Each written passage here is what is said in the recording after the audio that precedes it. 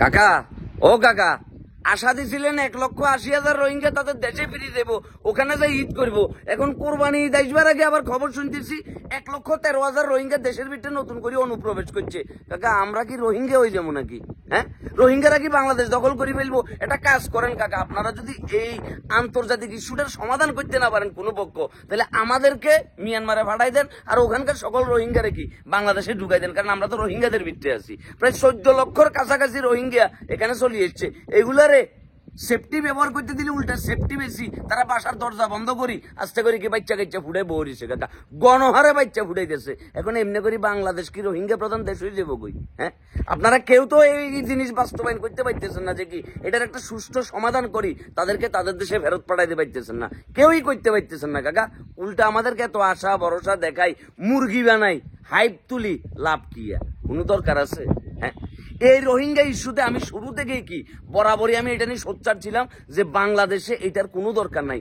আপনি আপনার বাসায় নিজে খাইতে পারতেছেন না, তার ভিতরে যদি আপনি বাড়তি আরো 10-12 লাখ 15 লাখ মানুষ আনি খাইবার ব্যবস্থা করেন, তাহলে খানা এটা করতে গিয়ে আসবো। হ্যাঁ, ভাবলাম ডোনেশন কদিন, নিজের জমিরই তো ঠিক নাই। এখন বাইরে থেকে লোকজন আছে তো ঠিকই, ওই এই ধরনের উত্তপ্ত পরিস্থিতি সৃষ্টি করে একের পর এক অরাজকতা, ক্রাইম নানান ভাবে সৃষ্টি করতেছে তারা। হ্যাঁ, আবার বাংলাদেশে পাসপোর্ট বানাই, কেউ কেউ দেশের বাইরে পর্যন্ত চলে গেছে কই। তা আলটিমেটলি আমাদের অবস্থানটা কোথায় যাই ঠেকছে একটাবার চিন্তা করে।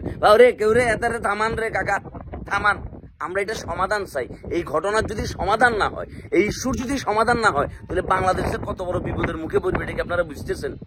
আল্লাহর ওয়াস্তে যদি প্রবলেম সলভ করতে না পারেন, অন্তত আশা দেখাইয়েন না। এই যে লাস্ট গত সপ্তাহেও কি প্রায় 1,500+ পরিবার নতুন করে অনুপ্রবেশ করছে, এই ব্যাপারে তো আমরা কেউ জানলাম না। এসব জিনিসগুলো গোপন রাখা হইলো কেন? আর সকল প্রকার রাজনৈতিক দল, সকল স্টেক হোল্ডারদেরকে নিয়ে বসি একসাথে প্রবলেমগুলো সলভ করতে হবে। নাহলে এভাবে তো কোনোভাবে চলতে পারে না। নাহলে আমাদেরকে বাইরে করে দেন, আমরা দেশের বাইরে চলে যাই। রোহিঙ্গাদেরকে এখানে আসতে করে আস্তানা, তাদেরকে আস্তানা গাড়ি দেন, বাসা বাড়ি করে দেন, আমাদের জায়গা জমি জিরাত লই তারা এখানে থাকুক। হ্যাঁ, আর নাইলে আপনারা আপনাদের বাসার ভিতরে তাদেরকে লই যায় রাখেন। এমনি করে দেশের ভঙ্গুর অর্থনৈতিক অবস্থা এটারে মনে করেন যে আরো বিপদের দিকে ঠেলে দিতেছি।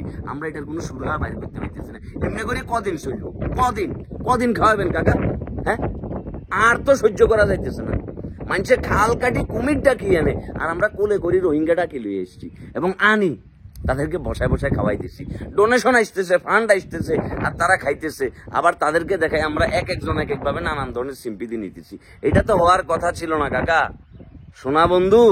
এখন আমরা তো ফুল কটকাই গেছি। কদিন পরে তো আমাদের কাশেম কাকার মাইক ভাড়া করি পথে পথে ঘুরতে হইব। আমরা অতি দ্রুত ইমিডিয়েটলি এই আন্তর্জাতিক সমস্যার সমাধান চাই। রোহিঙ্গা অনুপ্রবেশ ঠেকাইতে হইব এবং তাদেরকে তাদের দেশে ফিরাইতে হইব। এখন আপনারা বড় বড় বুলি না আওরাই, আপনারা সকলে মিলে এই ইস্যুটা নিয়ে কাজ করেন। এটা কোনোভাবে মানি নেওয়া সম্ভব না। আমরা নিজেরাই ঠিকঠাক ভাবে কি চলতে পারতেছি না। আমাদের মুদ্রাস্ফীতি ডে বাই ডে বাড়তেছে, আর সে জায়গায় রোহিঙ্গা নিয়ে ফেলা শুরু করছি আমরা এখন। বাহ, কে সরকার আছে বেটা, কে সরকার আছে?